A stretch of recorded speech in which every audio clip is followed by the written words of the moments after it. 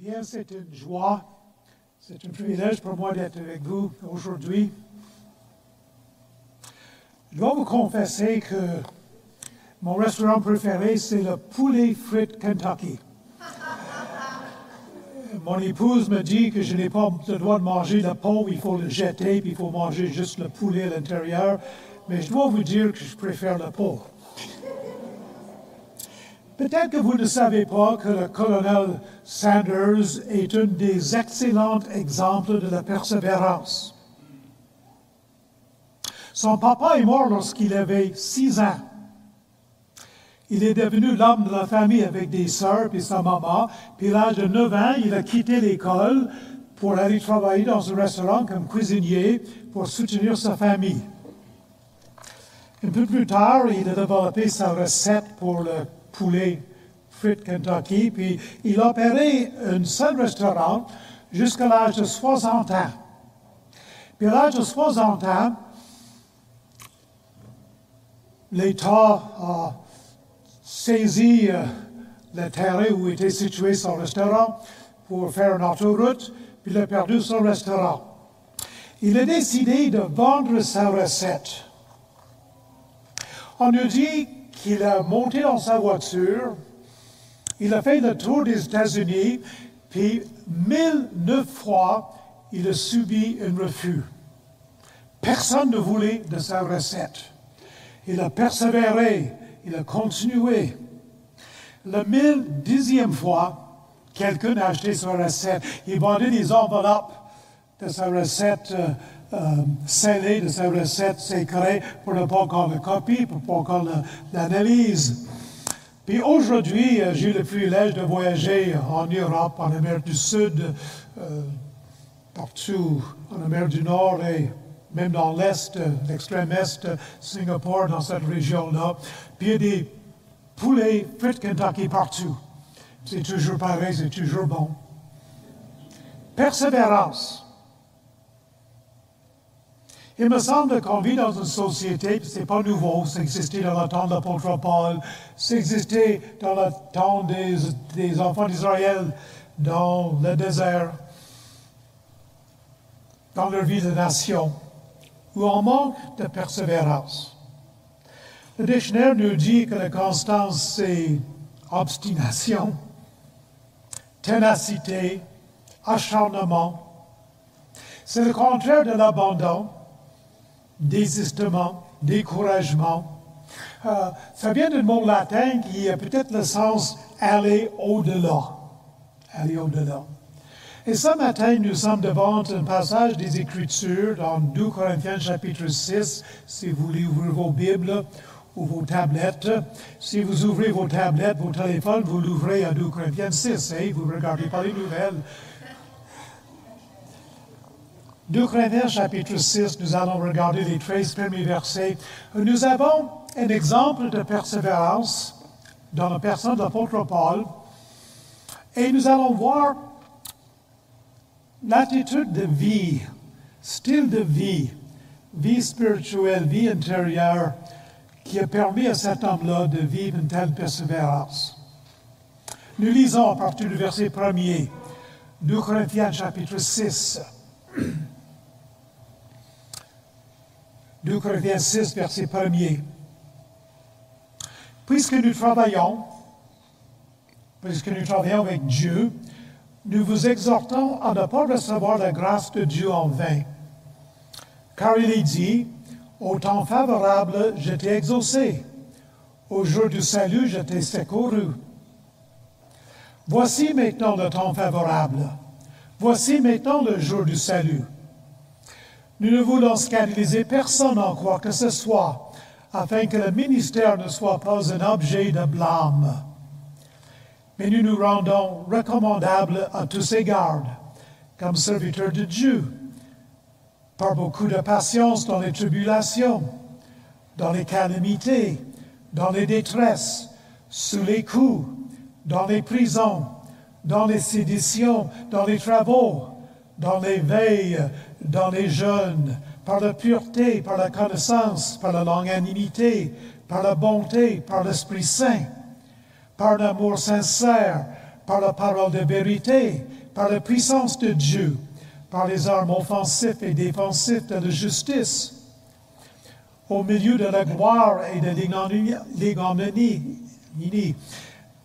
au milieu de la mauvaise et de la bonne réputation, étant regardés comme des imposteurs, quoique véridiques, comme inconnus, quoique bien connus, comme mourants. Et voici nous vivons, comme châtiés, quoique non mis à mort, comme attristés, et nous sommes toujours joyeux, comme pauvres, et nous enrichissons toujours, comme n'ayant rien, et nous possédons toutes choses, élargies. Excusez, verset 11. Notre bouche s'est ouverte pour vous, Corinthiennes. Notre cœur s'est élargi. Vous n'y êtes point à l'étroit, mais c'est votre cœur qui s'est rétréci pour nous. Rendez-nous l'appareil. Je vous parle comme à mes enfants. Élargissez aussi votre cœur. Notre esquisse, on va faire une introduction à ce passage. On va regarder au verset 1er un privilège. Au verset 2, on va regarder un plaidoyer. Et au verset 3, Paul va exprimer son désir de ne jamais être en scandale. Dans les versets 4 à 7, nous avons son endurance, son patience. Je vais utiliser le mot « endurer » parce que c'est probablement le meilleur mot pour traduire l'idée dans l'original ici. Mais je vous confesse que pour moi, anglophone que je suis, mais qui vit au Québec depuis 55 ans, plus que ça, 57 ans, endurer a quand même un sens de supporter quelque chose, quelqu'un qui est difficile à supporter. Je l'endure. Mais ce n'est pas ce sens-là. C'est le sens d'être patience, d'être patient. Dans les versets 8 et 10, nous avons les paradoxes. Et dans les versets 11 et 13, nous avons un plaidoyer pour la réconciliation. On va tirer une conclusion. Comme introduction, je vous rappelle que Paul avait fondé l'Église à Corinthe, puis il avait passé quelque part comme 2 ans et demi. Pas souvent qu'il a passé autant de temps dans une église. Puis après son départ, des leaders de l'extérieur et peut-être même de l'intérieur avaient commencé à attaquer Paul et son enseignement. Et Paul a écrit au moins 4 lettres à cette église-là, et les épîtres de 1 et 2 Corinthiennes, que nous regardons ce matin, ils ont été inspirés par Dieu, ils font partie du canon biblique, ils font partie de la parole de Dieu. Et les 2 autres, dans la providence de Dieu, ont été perdus, ils n'ont aucune valeur donc pour l'Église aujourd'hui. Et j'ai préparé un cliché, c'est pas vrai, je l'ai volé de Matthieu 40, qui démontre un peu la relation de Paul avec Corinthe. Paul a fondé l'Église de Corinthe. On voit ça dans Acte 18. Il a passé quelque part entre 18 mois puis 30 mois de ministère. Environ 52 après la naissance de Jésus. Après ça, il a écrit une lettre qu'on appelle Corinthienne A, que nous ne possédons pas. Mais Paul fait référence à cette lettre dans 1 Corinthiens chapitre 5, le verset 9. Il écrit Corinthienne B, qui est 1 Corinthiens de notre Bible, écrit d'Éphèse, environ dans l'année 55. Puis après ça, il a fait une 2e visite, qu'on appelle le fiasco, une visite qui a mal été, qui est finie en chicane et blessure. Il écrit une 3e lettre qui s'appelle Corinthienne C, une lettre sévère. Dans cette lettre, il reprend sévèrement l'Église. Il y fait référence dans 2 Corinthiens chapitre 12. Et une 4e lettre dans 2 Corinthiens que nous avons devant nous. Et ensuite, il a visité une 3e fois l'Église de Corinthe, et c'est là qu'il écrit la lettre aux Romains. Voilà une esquisse de son expérience avec l'Église. Maintenant, il faut comprendre que Paul est apôtre, l'un des 12 appelés par Dieu pour fonder son Église. Non seulement que Paul est apôtre, mais il est l'apôtre aux non-juifs. Dieu lui avait révélé son message et celui de l'Évangile. Il avait confié à Paul le ministère d'annoncer ces vérités à travers l'Empire romain. Puis, Dieu a aussi donné à Paul la responsabilité d'écrire pour nous ces vérités. 13, au moins 13 des livres du Nouveau Testament sont écrits par Paul. Rejeter Paul, rejeter l'Évangile reviennent à la même chose. Juste un esquisse de ces versets pour comprendre la logique de ce qu'on fait ce matin. Paul va exhorter à l'Église de Corinthe de ne pas recevoir la grâce de Dieu en vain. Paul annonce le point principal de ces versets dans les versets 3 et 4, puis il fait une présentation du style de vie et du ministère de Paul. Vous êtes ici aujourd'hui, puis vous voulez servir le Seigneur. Nous avons dans ce chapitre un exemple par excellence de quel style de vie, quel style de ministère plaît au Seigneur. Paul donne une conclusion concernant le fait qu'il est intègre dans sa relation avec les Corinthiens. Que le Seigneur nous donne des leaders dans nos églises, dans l'Église de Christ au Québec, qui sont intègres. Puis dans le verset 12, Paul va exhorter les Corinthiens de régulariser leur relation avec lui. On commence d'abord avec un privilège. Paul va dire, puisque nous travaillons avec Dieu. Le mot « travaillons ensemble » nous donne en français le mot « synergie ». Vous connaissez peut-être ce mot-là. Le mot « synergie », je suis comptable de formation, je sais compter. Mais le mot « synergie » veut dire « une plus une fait 3 ». Que deux personnes qui travaillent ensemble, qui sont différentes dans leur capacité, dans leurs dons, font plus que si chacun travaillait toute seule. Paul a toujours été étonné et reconnaissant d'être co-vie avec Dieu. Ça lui a donné la force de continuer pendant des moments difficiles. Rappelons-nous, Seigneur, à nous, mes chers amis ici, que lorsque nous servons le Seigneur, nous travaillons ensemble avec lui, en synergie avec lui, puis c'est un énorme privilège. Deuxièmement, l'apôtre Paul fait un plaidoyer. L'Église de Corinthe était très différente de l'Église d'Emmanuel. C'était rempli de péchés et de fausses doctrines. Pas ici. Paul avait des raisons de douter du salut de certains membres de l'Église. Il avait certainement raison de douter de leur sanctification. Et Paul ici cite Ésaïe 49 pour appuyer son plaidoyer. En Ésaïe, l'appel se fait dans le contexte du salut des non-juifs. Donc, c'est pour nous ce plaidoyer-là. Puis la répétition 2 fois, l'expression « voici maintenant » nous aide à comprendre que l'appel de Dieu est urgent. Nous sommes en train de changer les armoires dans notre maison. On se rend compte qu'avec notre santé, un de ces jours, peut-être bientôt, on va être obligé de changer de style de vie. Quitter notre maison, le vendre. Puis nos armoires datent de 1964. Puis les agents des Bibles nous disent que si tu changes l'armoire, tu vas récupérer 3 fois plus qu'est-ce que vous avez payé dans la valeur de la maison. J'espère que ce soit vrai. Alors, on fait des changements, puis mon épouse me donne des instructions. Moi, je suis l'ouvrier, c'est elle le contremaître. Et je l'écoute toujours attentivement, mon épouse. Mais des fois, il y a des instructions qu'elle me donne qui sont moins urgentes. Vous comprenez? Oui, chérie, on va faire ça demain. Aujourd'hui, je vais finir ça alors. Chers amis, quand Dieu nous parle, c'est toujours urgent. Et ça, c'est ce que Paul dit ici. Il est très dangereux de négliger, de retarder, de procrastiner lorsqu'il est question de répondre à l'appel de Dieu. Dans Genèse 6, Dieu a dit, « Mon esprit ne contestera pas toujours avec l'homme, car l'homme n'est que chair. » Dans l'Hébreu, nous avons cette exhortation.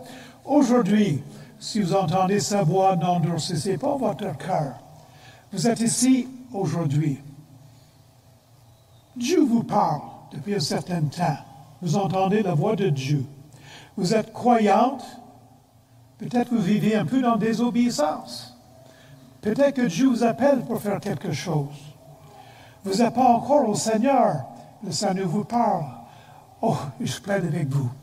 Comme fait la parole de Dieu ici, tarde pas à répondre à la voix de Dieu. Parce que Dieu parle aujourd'hui. Tantôt, il va arrêter de vous parler. Ce sera peut-être trop tard. Paul nous parle au verset 3 de l'importance d'éviter d'être en scandale. Il dit, nous ne voulons scandaliser personne en quoi que ce soit afin que le ministère ne soit pas un objet de blâme. Combien de fois je parle avec des personnes concernant l'Évangile, puis ils me répondent, « Oh oui, mais j'en ai connu une de votre gang, puis ils vivaient comme ça, c'est un hypocrite. Tous les chrétiens, c'est tous des hypocrites. » Ah, chers amis, l'apôtre Paul avait compris cela, que le Seigneur nous aide à comprendre que notre vie, notre style de vie, nos actions on doit toujours éviter d'être en scandale aux autres. C'est grave. Jésus a même dit que celui qui est en scandale pour un de ses petits-enfants, c'est mieux qu'il soit jeté au fond de la mer. Hein?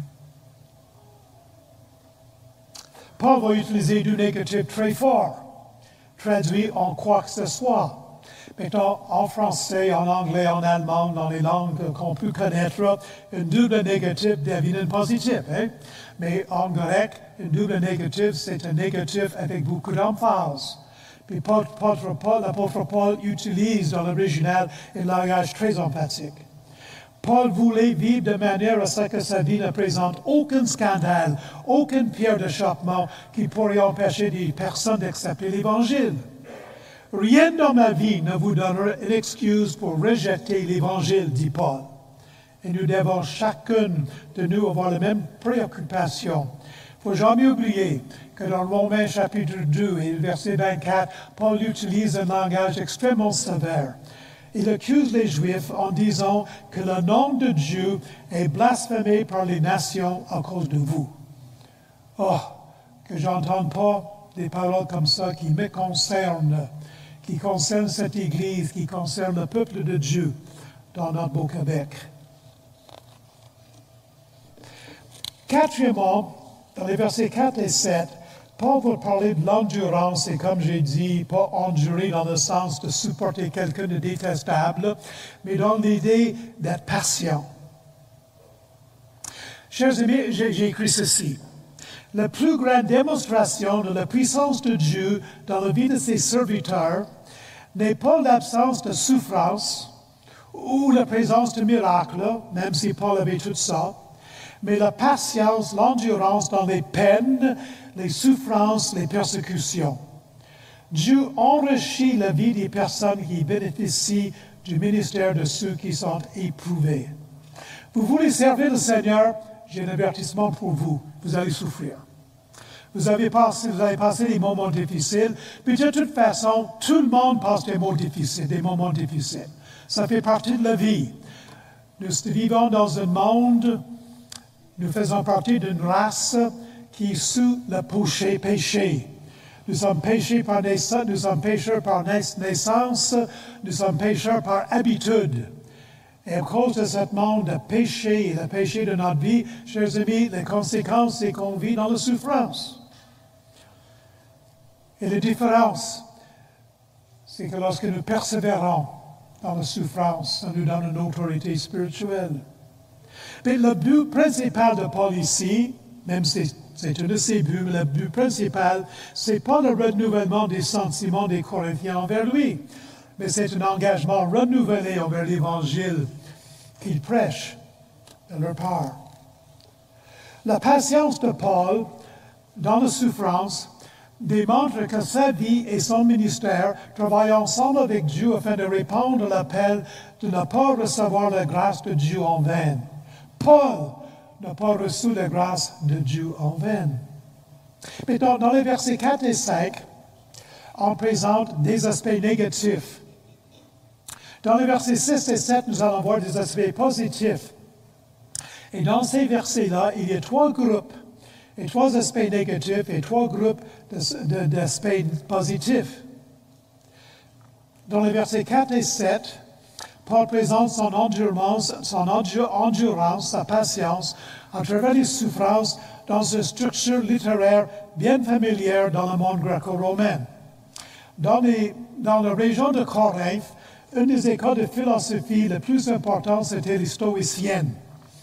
Une école de philosophie populaire à son époque qui se vantait beaucoup de leur capacité à supporter la souffrance.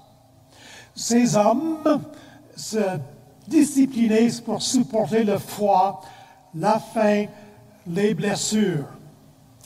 Mon père a servi 33 ans dans la marine canadienne, pendant 6 ans pendant la Deuxième Guerre mondiale. C'est des bateaux qui ont traversé l'Atlantique des dizaines de fois pour protéger les convois des sous-marins. Mon père est parti au nord de l'Angleterre puis de Norvège pour aller à Murmansk en Russie pour escorter des bateaux qui portaient des armes aux Russes. Il faisait froid. On est allé l'hiver quand il faisait nuit 24 heures par jour. Des tempêtes.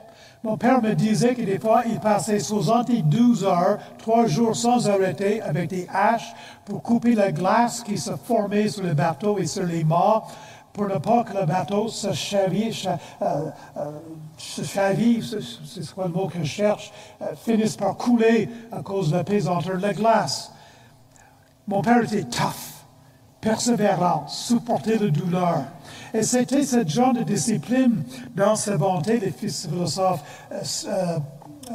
stoïciens. Il faut quand même dire ici que même si Paul utilisait la forme d'argument, la structure littéraire des stoïciens ici, nous verrons que la source de son endurance est très différente de celle des stoïciennes. Voici donc la patience, des aspects négatifs. 3 groupes de 3. D'abord, il dit dans les tribulations. Paul dit dans les tribulations, je suis persévérant. La tribulation, c'est des souffrances spirituelles, physiques et émotionnelles. Il en a vécu, battu, souffrir. Dans la souffrance, dans les tribulations, il a persévéré. Il dit après, dans les calamités, difficultés de la vie, il arrive des choses difficiles. Paul a souffert. Il a persévéré. Après ça, il dit dans les détresses. Ce mot détresse est intéressant. Ça parle des personnes qui sont claustrophobes, des personnes qui n'aiment pas être restreintes, être dans des endroits où c'est difficile d'échapper. Je vous dis que mon papa était dans la marine. Il a servi sur 15 bateaux différents. Je suis en train d'écrire son histoire. J'ai réussi à avoir son dossier du gouvernement du ministère de la Défense pour savoir son expérience. Entre 15 et 20 bateaux. Mais il n'a jamais voulu travailler sur un sous-marin. 2 fois dans ma vie, j'ai visité un sous-marin. À Los Angeles, il y a un sous-marin russe. À New York, il y a un sous-marin américain que j'ai visité. Et je peux vous dire que c'est comme ça. Jeune homme à Halifax, j'avais un ami dans la marine canadienne qui était 7 pieds 2. On l'a mis sur un sous-marin. On a ruiné sa santé. J'aime pas ça, être trop restreint. Dans ma jeunesse, j'ai travaillé comme électricienne. Puis j'ai dû des fois aller dans des tunnels pour attacher des fils, puis c'était toujours l'angoisse, puis presque la panique. Paul ici parle de détresse, il utilise un mot qui parle de ça, d'être les 3. Sous les coups, il était battu, poigné, fouetté. Chez les Juifs, 40 coups, mais on mettait toujours 39 coups. Pour une couple de raisons. D'abord, pour être certain de jamais dépasser 40, si on se trompait en comptant. Mais vous savez que chez les Juifs, on frappait 3 fois sur le dos, puis après ça, on faisait tourner la personne, puis on frappait 3 fois sur la poitrine. Puis on le faisait tourner. Alors, 3 fois 13, ça fait 39, donc c'était 39 parce que ça marchait avec 3 fois 3 fois 3. Paul avait subi ça plusieurs fois. Il était en prison. En Éphèse, à Rome, Césarée, Philippe et peut-être ailleurs, en prison. Dans les séditions, violence des foules. Dans les travaux, par ici, travailler jusqu'à l'épuisement. Mot très très fort dans l'original. Dans les veilles, prêcher tard, manquer de sommeil. Il était bivocationnel. Il subissait à ses propres besoins. Il fabriquait des tentes. Quand je suis arrivé au Québec, j'étais trop stupide pour savoir qu'il fallait aller chercher du soutien. Moi, j'ai travaillé la nuit dans les entreprises pour pouvoir faire le travail de l'Évangile le jour. Ça m'a donné une santé qui permettait que je survis pendant des années avec 3 heures de sommeil. Aujourd'hui, je paye le prix. Je dors beaucoup plus que ça, je peux vous le dire. Mais Paul a vécu cela. Dans les jeunes, on ne parle pas ici de quelqu'un qui arrête de manger un certain temps pour prier. Non, il parle d'une faim. Il voyageait beaucoup, puis il n'y avait pas de Kentucky, puis il n'y avait pas de McDonald's sur chaque coin de rue comme aujourd'hui. Il voyageait à pied, puis il avait souvent faim. Endurance. Je ne sais pas s'il y a quelqu'un ici qui a vécu cela comme Paul.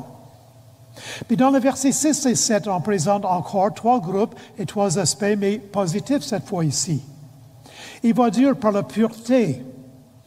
Pureté dans ses pensées, dans ses actions, dans ses motivations.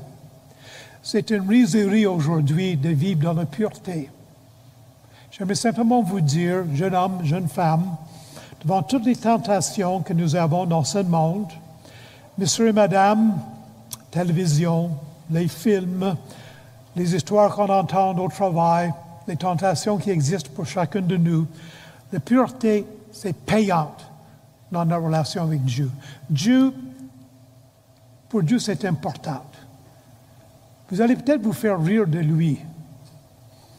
Une de mes petites filles a fait l'école maison jusqu'à la fin de secondaire 3.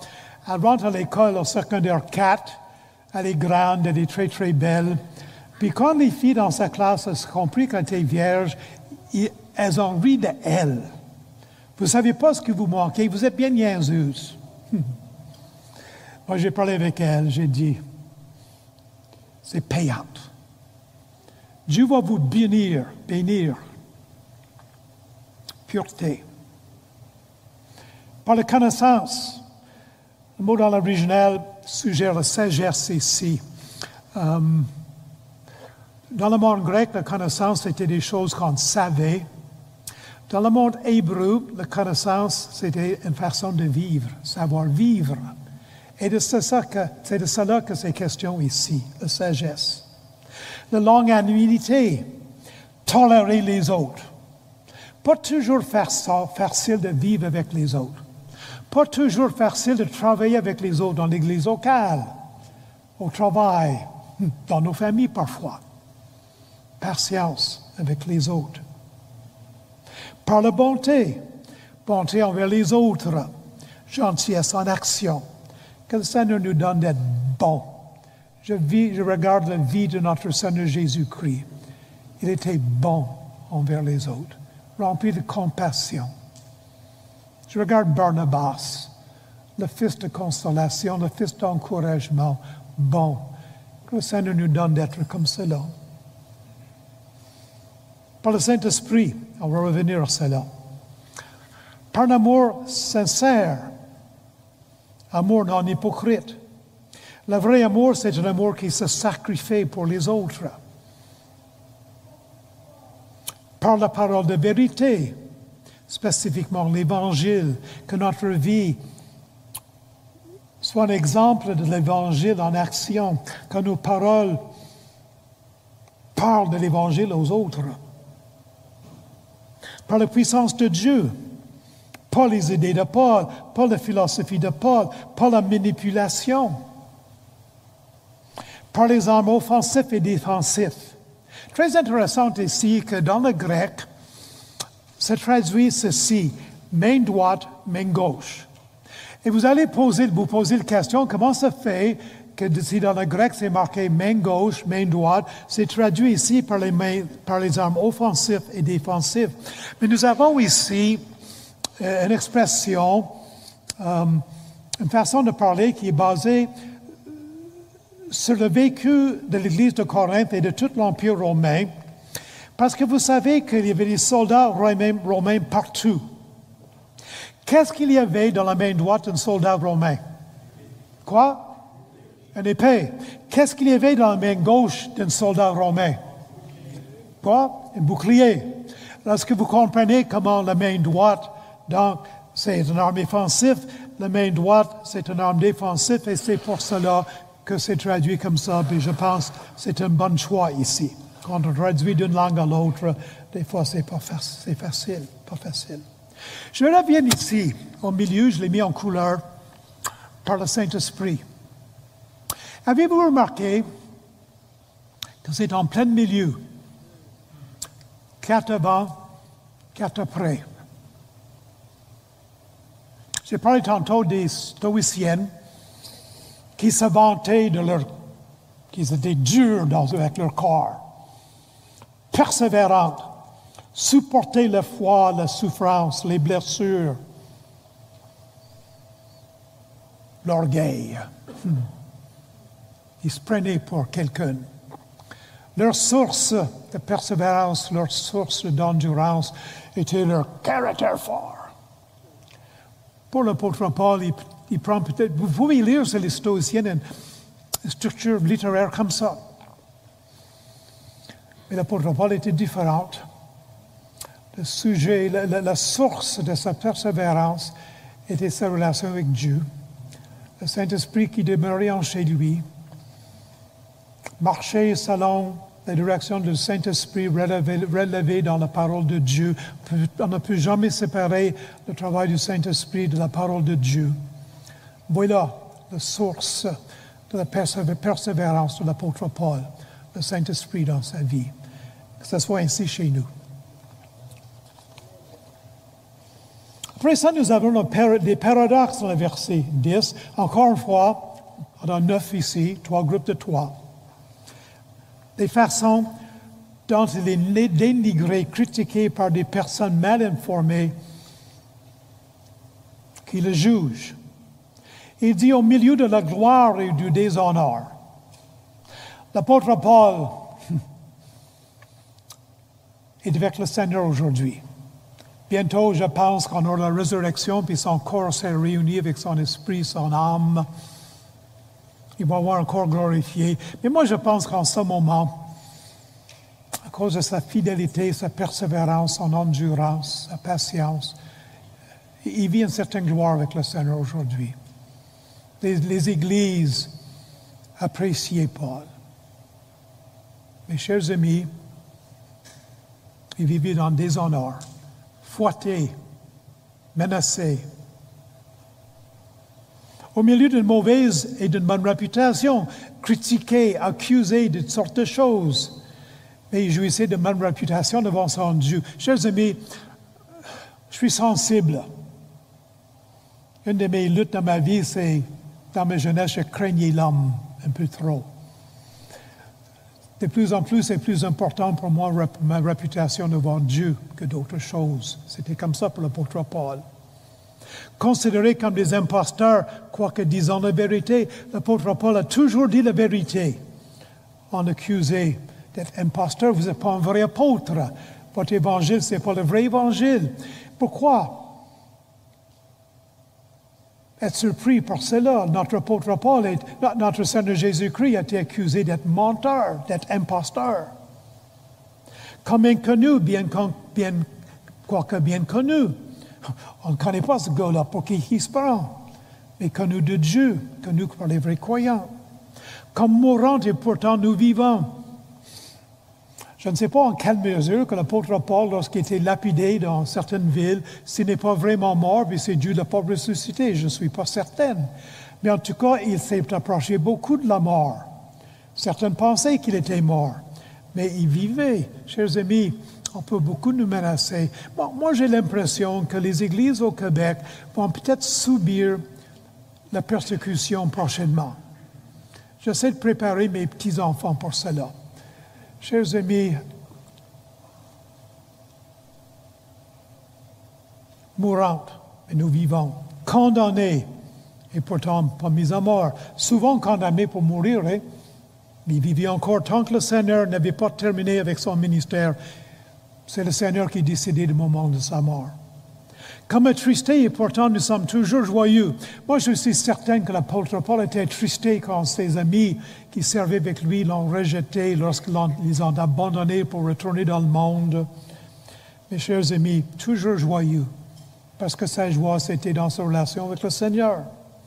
Comme pauvres, et pourtant nous enrichissons beaucoup. Les richesses de l'apôtre Paul, ce n'est pas qu'est-ce qu'il avait lui-même, mais qu'est-ce qu'il pouvait donner aux autres. Ça, c'est la vraie richesse. Comme n'ayant rien, alors que nous possédons tout. Je suppose que je ne suis pas riche dans les choses de ce monde, mais je sais que je possède tout parce que je suis co-héritier avec Jésus-Christ. Et lui, il hérite de l'univers les richesses de milliards d'étoiles. Tout ce qui existe dans cet univers appartient à Jésus-Christ parce qu'il a créé, parce qu'il a hérité de son Père. Et nous sommes co-héritiers, nous sommes adoptés. Nous sommes ses frères. Et nous possédons avec Christ l'univers complet. M'en fous bien que je suis pauvre pour les quelques 85 ans que je vis sur cette terre. N'ayons rien, alors que nous possédons tout. Au verset 11 et 13, l'apôtre Paul tourne vers la réconciliation. Parce que l'Église de Corinthe était un peu en guerre avec Paul, au moins certains des membres. Paul démontre son caractère et son leadership en ce que, même s'il n'a rien fait de mal, il prend l'initiative pour se réconcilier avec les membres de l'Église de Corinthe. Ça, c'est difficile. Lorsque nous sommes blessés, lorsque quelque chose arrive avec quelqu'un, puis lorsqu'on est innocent, c'est pas notre faute, c'est la faute de l'autre. On a toujours cette impression-là. Pas toujours tout à fait vrai, hein? Ça en prend deux pour chicaner souvent, mais en tout cas. Mais ici, je pense que Paul était innocent dans tout cela. Mais c'est lui qui prend l'initiative pour aborder la réconciliation. Extrêmement difficile. Essentiel dans la vie chrétienne. Preuve de vrai caractère chrétien, cela. Matthieu 40, mon ami Matthieu dit souvent, on peut avoir raison ou on peut réconcilier. Des fois, c'est exclusif, ça. Des fois, il faut s'humilier et vouloir se réconcilier. Paul appelle rarement ses lecteurs par leur nom dans ses livres, dans les Épîtres. Il va dire aux Galates dépourvus de sens. Parce que les Galates, ils étaient vraiment, en tout cas, ils vivaient des choses dangereuses. Vous le savez vous-même, Philippiens, il aimait tellement l'église de Philippe, qui avait été tellement généreux envers lui. Puis ici, il dit aux Corinthiennes, on ne la voit pas nécessairement dans la Bible seconde, on la voit dans la traduction Darby, par exemple. Paul ici, il leur parle de ses tripes. Il déverse toutes ses émotions. Paul, il ne dit pas, écoute les gars, vous n'avez pas été correct avec moi, maintenant vous avez l'opportunité de vous excuser. Non, il parle avec ses tripes, il les aime. C'est ça qui motive son désir d'être réconcilié. Et remarquez ici l'honnêteté de Paul. Sa bouche est ouverte. Il ne crachait rien qui leur serait utile pour leur développement, pour leur croissance, même si ça pouvait leur déranger. Chers amis, vous avez des bergers dans cette Église. Et des fois, le berger doit dire des choses peu agréables aux brebis. Le berger a besoin de courage et de sagesse. Et les brebis doivent apprendre à écouter et accepter. Êtes-vous prêts à accepter des conseils, des reproches, des corrections de la part de vos bergers? Ou est-ce que vous allez bouder, puis changer d'église, puis rester chez vous, puis couper le dîme quand quelqu'un ose vous dire vos petites vérités? Les bergers sont là pour ça. Respectons cela. Remarquez aussi l'affection de Paul. Dans son désir de réconciliation, il démontre l'affection. Mais ça va loin, ça. Quand quelqu'un nous aime, puis c'est évident, ça change notre cœur. Il dit notre cœur est élargi. Vous n'êtes pas à l'étroit dans notre cœur. On n'est pas restreint dans notre amour pour vous. L'attitude des Corinthiens avait profondément blessé Paul, mais il n'est pas devenu amer. Il les aime toujours. Ça, c'est une marque de maturité chrétienne extraordinaire. Il ne cherche pas la vengeance. La vengeance, chers amis, depuis le premier péché, depuis Caïn, depuis Lamech, marque l'humanité. La vengeance est à la source de beaucoup de guerres. J'ai le privilège de voyager au Congo pour enseigner des millions de Congolais détruits dans les années 90 par une guerre civile, 6 millions, 7 millions, on ne sait pas combien, détruits, vengeance entre tribus. Voilà l'attitude d'un vrai berger, refusé de chercher la vengeance. Remarquez l'affection de Paul. Oh, chers amis, un amour non réciproque fait très, très mal. Très mal. Le plaidoyer de Paul au verset 13, « Oh, je vous aime.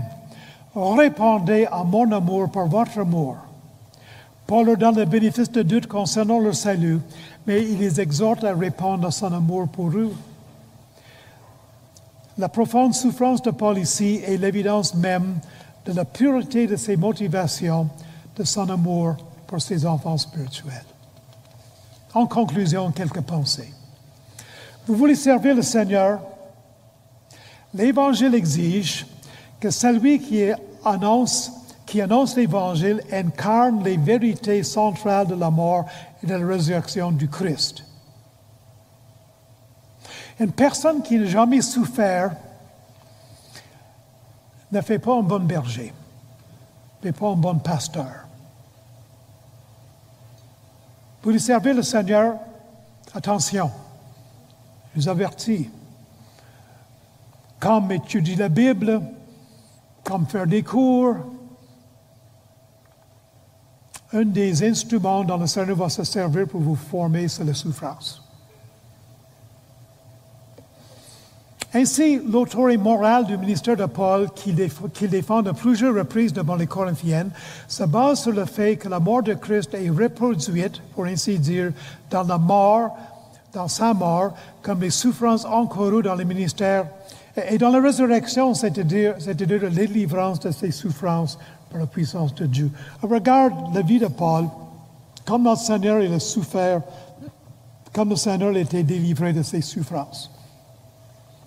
Il faut aussi que cela soit vrai pour nous. L'endurance, la patience, plus que la souffrance. Chers amis, n'importe qui peut souffrir. Vos voisins, vos amis au travail, ils souffrent tous. Subir la souffrance ne prouve rien. Une preuve de maturité chrétienne, de compétence pour être un leader chrétien, c'est la patience à travers la souffrance. Vous voulez être leader, vous allez très probablement subir le rejet, l'incompréhension, de fausses accusations, la trahison par des amis, la souffrance. Chers amis, Jésus-Christ, Fils de Dieu, deuxième personne de la Trinité, qui est venu pour nous sauver, a subi tout cela. Pourquoi qu'on pourrait oser croire que ce ne sera pas comme ça pour nous? Vous devez répondre par l'amour envers ceux qui sont injustes envers vous et par la persévérance. N'oubliez jamais que sur le quoi Jésus a prié, « Seigneur Dieu, mon Père, pardonne-leur. » Ils ne savent pas ce qu'ils font. À long terme, l'attitude que vous allez démontrer dans la souffrance vous donnera l'autorité spirituelle nécessaire pour l'œuvre de Dieu. Enfin, dernier cliché. Ceux qui assistent, ils sont membres de cette Église. Vous avez des pasteurs, vous avez des anciennes. J'en connais un couple. J'en connais un ou deux assez bien. Assez pour savoir qu'ils sont imparfaits. Je ne vous dirai pas leurs imperfections, là. Mais assez pour savoir qu'ils ne vous servent pas pour de l'argent. Ils ne nous servent pas pour la gloire. Ils ont des vrais cœurs de serviteurs. Je les aime beaucoup. Vous êtes chanceux. Ne soyez pas comme ces Corinthiens. Ils ne sont peut-être pas parfaits, mais c'est des bons bergers. Vous avez de nombreuses raisons pour les aimer et pour apprécier vos bergers. Ne soyez pas comme ces Corinthiennes qui ont rejeté Paul, et appréciez les bergers que vous avez. Vous savez que ça fait partie de l'esprit de notre âge, puis je termine. Combien de temps que ça dure un gouvernement ici au Québec? 2 mandats? Peut-être, s'ils sont chanceux. Moi, quand j'étais jeune homme, ma famille a déménagé à Sorel. J'ai passé 2 ans et demi à Sorel. Je suis revenu en Nouvelle-Écosse, puis je suis venu ici en 68. Donc, ça fait 58, 59 ans que je suis au Québec. Et j'aime bien regarder la politique de l'extérieur. Puis c'est intéressant qu'il y ait des partis politiques qui n'existent plus, hein, qui ont été élus, puis en grande majorité, puis 5 ans après, ça n'existe plus. On est comme ça. Puis pas juste au Québec, au Canada, c'est comme ça aussi, là. Hein. Je suis très curieux de savoir si M. Legault va avoir un 3e mandat. Juste parce que je suis curieux. Hein. J'ai été commissaire d'école pendant 30 ans. Je travaillais avec Danny, hein? Tu te souviens-tu, Danny, à Québec?